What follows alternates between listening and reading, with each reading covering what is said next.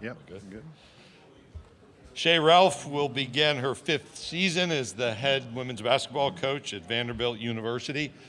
Shea is a 7-time NCAA women's basketball champion as a player and a coach. She's guided Vanderbilt to consecutive appearances in March Madness for the first time in 15 years at Vanderbilt. She has a family piece within her coaching staff. Her husband, Tom Garrick, who I remember, Rhode Island, right? Rhode Island player, if you go back to some of the great NCAA upsets. Was Tom Penders coaching at Rhode Island then? That's like off the top of the head right there. That should build credibility. You can always spot her daughter Mason in the crowd at games rooting as well, trying to find time for the mascot, even the opposing mascot. Shea and I encountered each other walking around somewhat randomly. I was in Nashville. She had a recruit in town. Wonderful place to be and always good to visit with Shea.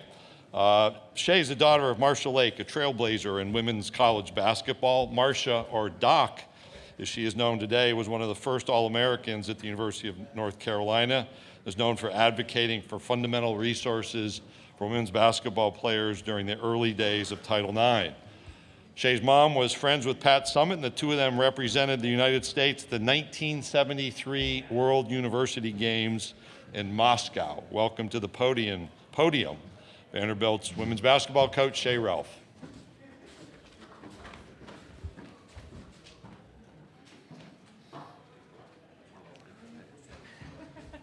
Thank you. Morning. Good morning. Good morning, everyone.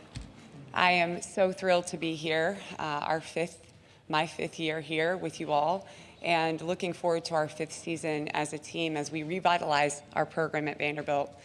And when we think about Vanderbilt athletics, you know, the landscape is changing for all of us in college athletics, but we want to be the new blueprint for what it looks like to balance championship performance and academic excellence. So one of my goals since I took this job was to make sure that we could compete for championships while building a championship culture and also be the premier player development program in the country. And as I look at the athletes that I have here today, the things that they said they wanted to do when they came to Vanderbilt, and Michaela Blakes is a perfect example. Last year was one of the best seasons that a freshman at Vanderbilt has had in a very long time, if ever. But I want her to learn how to win with integrity, which she does. I want her to lead with purpose and to make sure that we make community impacts that last for a lifetime. So a lot of the things that we talk about in our program is how do we leave a legacy? We win championships and leave it better than we found it. And I think we're well on the way to doing that here at Vanderbilt with our women's basketball program. I look forward to some questions now, if you guys have them. Thank you, Coach. If you have a question, Avery and Carson will get a microphone to you. We'll start right over here on our right-hand side, Coach, 3 rows back. Hey, Coach. Ethan Westerman, Whole Hog Sports. It's pretty remarkable looking at y'all's back-to-back years you've had after your first 2 years. What did those first 2 years, teams that maybe didn't have the win-loss that you wanted, do to set up the next 2 years? It's a great question. We had players on that team, coaches, administrators. I mean, there was people that are here on my staff that have been with me since we got here that were really committed to building something that was bigger than themselves, to being part of something that was bigger than themselves. And they knew it might take a long time, that we might not achieve it right away, but they bought in to the vision and to the standards and values that I wanted the program to be about. And they really did that. They laid the foundation for our program to be able to take the steps that we have taken the last 2 years, and I could never thank them enough. But they are part of this. They will always be part of it. They understood the assignment, as the young kids say now, when they got here, and they did everything they could to make sure that we kept moving in the right direction. Coach, we'll go over to our left-hand side in the second row. Alana Morris, Vandy 24/7. Coach, you've talked about Aubrey Galvin a good bit. Even though she's been on campus for just a short amount of time, where have you seen her grow the most? Aubrey Galvin is one of those players that you love. As a coach, I love her because she's fearless, and she's this undersized point guard from the outskirts of Chicago, maybe a little bit under-recruited. She wasn't on the main circuit, as people call it in AAU. I love coaching her because she's fearless, but it also drives me crazy at times. But I know that players like her don't come around a lot. What I've seen from her since she's been here with us is an ability to step right in and make an immediate impact. And what does that look like? As for a point guard, I need a high IQ point guard. I want a high IQ point guard that understands the game and that understands where the ball needs to go and that can play on both ends of the floor. Aubrey can do all of that. And she has a little bit of a chip on her shoulder, which I appreciate because I've always had that. She also gives us the chance to put Michaela Blakes off the ball a little bit more. And anytime you want to have a championship team, y'all, you got to have playmakers. Aubrey is another playmaker that we'll have on our team. Now with Madison Green being out this year, unfortunately, with another knee injury, she'll be thrust into the spotlight right away. But I find that young players grow the most when they have, the most time to be able to do that on the floor. So we have high expectations for her, but she also has them for herself. It'll be fun. It'll be fun for you guys to watch her. It'll be much, much more fun for me to coach her this year. Okay, we have two questions right here in the middle of this aisle. Straight ahead. Hi, I'm Stephanie with the 9 basketball. You mentioned integrity and legacy a lot, and I love that. And I do wonder how your mother, Pat Summitt, or other coaches have influenced how you coach and what that really means to you. It's a great question. Thank you for the intro, Commissioner Sankey, because my mom was really good friends with Pat Summitt, and that's not something that a lot of people know. She also had the chance to be part of the first team that played on international soil for women's basketball to represent the United States. And it was a friendship that really gave me the opportunity to understand what was possible if you played women's college basketball or basketball at all, or that I could be an athlete as a young person. So understanding, what my mom had to do to get to that point, and she will tell stories like we all tell them, right? Like I had to walk through 4 feet of snow and I had to drive the buses to every game. But I get to be part of something in college basketball now for women that we don't have to do that.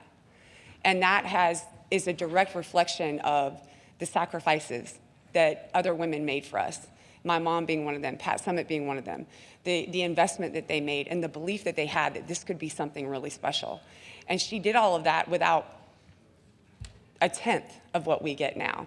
And so it's an honor for me to have her still. She moved to Nashville. It's an honor for me to bring her on every trip, for her to travel the way that we travel, for her to experience what it looks like now in college women's basketball, because she is part of what laid the foundation for us to be here.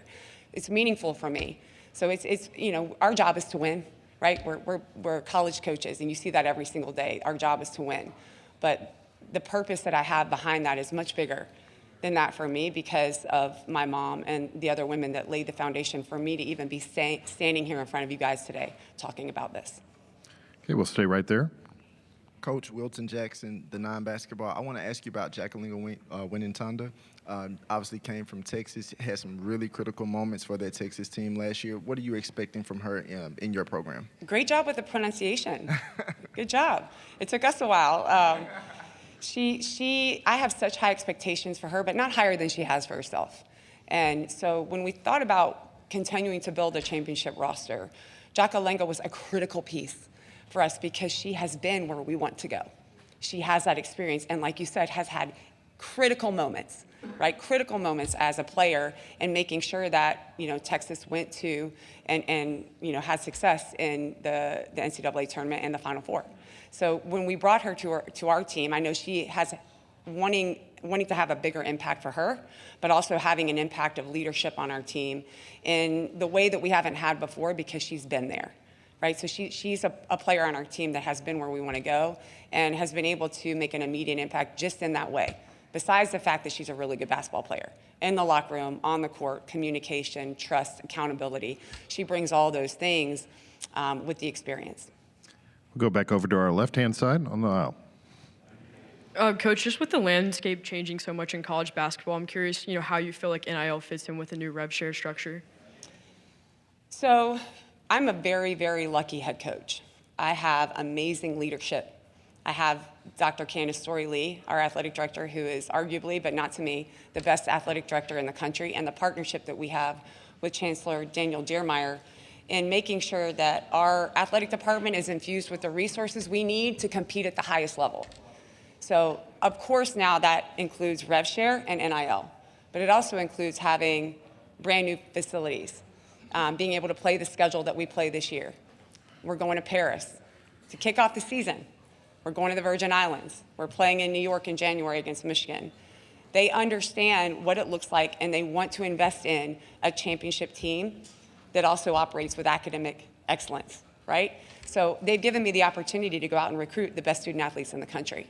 So what it looks like at our university is, we operate in that we're going to bring the best student athletes here. We're going to give them the best student athlete college experience that we can. We're going to win. And then Candace and Chancellor Dearmeyer are going to give us the resources to be able to do that. And the partnership has paid off in dividends for us, but I'm also excited to show people at Vanderbilt what it looks like to invest in women. Got time for a couple more. We'll start in the second row in front of us, Coach. Neil Blackman, Saturday Down South. You've talked a lot about foundation building this morning, and just maybe speak to Sasha Washington, somebody that starts like 70 games in a row, is obviously pretty vital to foundation building. Just what makes her special and sort of one of the better glue players in the SEC. Well, the first thing that comes to mind in terms of Sasha Washington and what makes her really special is that she's been here with me the entire time that we've been here, and that does not happen a lot anymore, and it has not been easy. So our first 2 years, weren't great, and they were in that we were going in the right direction. We weren't getting to the NCAA tournament yet. We weren't winning a lot of games, and she has always been a believer in the process and the vision. And she's also put everything that she has out on the line for us. So through thick and thin, through successes and losses, and it's almost like a marriage, right? Like now she's not healthy last year, but I'm going to stay committed to you too, because that's what integrity is. But it also shows her what it looks like to be bigger than something, what it looks like for someone to be part of something that's bigger than themselves. And I think that really is important, and that level of commitment from her to us and from us to her is what makes her special. It also is what makes her show up with joy. And she's had a lot of adversity. We've had a lot of adversity together. But one thing that we have done is enjoyed the process. And she puts a smile on everyone's face. She lights up the room when she walks into it. And she's one of the hardest workers on the floor. I cannot wait to have her back this year. It's no secret. We need size. She's going to have a force in the paint that we haven't had, in the last year. She'll be able to give us that back this year. Okay, we'll take one final question here in the front. AP. Good morning, Coach. Good morning. AP as we see it. Coach, what's the best advice your mother gave you about athletics? And then what caught your attention about Michaela Blakes when you were recruiting her? Wow. Okay, the best advice. I know my mom's watching this too. I don't know if it was like she said it to me. It was more she gave me the opportunity to be myself. And I think as a young person, when you look at the way that college athletics and women's basketball, it was dominated by Tennessee at that time. And I think everyone in the state of North Carolina thought I was going to go to Tennessee because my mom was friends with Pat Summitt, or go to North Carolina because I grew up in North Carolina and my mom was an All-American there, the first one ever. And she would tell me every day, you have to make the choice for you. It can't be about me, about the state, about the people that are around us that want you to do certain. You have to do the right thing for you because you're going to be the one that has to be there every single day. This is your life. I think that's hard. I'm a parent myself now, and I don't know that I realized how hard that might have been for her, because I think a couple of those things were sure things in her eyes. But she gave me the opportunity to be myself, to make my own choices, and it laid the groundwork for me to grow up and learn what it looks like to maximize my truthful potential and create my own path. So that's number one. She gave me that. Michaela Blakes. When we started recruiting Michaela Blake, she wasn't one of the top 10 players in the country. When I went to watch her, she is, when you talk to her on the phone and you guys get a chance, you've had plenty of opportunities to interview, so well-spoken, like a force, just very present. She has a way about her that makes you understand what a special human being she is. You do not look at her when you're interviewing her as the monster that she presents on the basketball court. When I first went to watch her play after having several conversations with her on the phone, I was blown away by her motor. Her competitive fire, the way that she allowed herself to be coached, the way that she spoke to her teammates, the eye contact, and then the way she went off the floor and hugged her parents and hung out with the people on the sideline. She just represented something to me that you don't see a lot in great players. There's lots of talent in the country. There's lots of players with skill. Michaela has the intangible qualities that been fortunate enough to witness as a basketball coach and a player, and some of the best players that I've ever seen play the game. And now I get the honor and opportunity to help her develop those so that she can maximize her true full potential. But that was what I saw right away. It was her motor, it was her intangible qualities that I knew would separate her, not just from being a good player to a great player, but to being one of the best players maybe to ever play the game. Coach Ralph, thank you for your time this morning. Thank you guys so much. We have the Vanderbilt women's student athletes in the room. They'll be here for 15 minutes, and then a reminder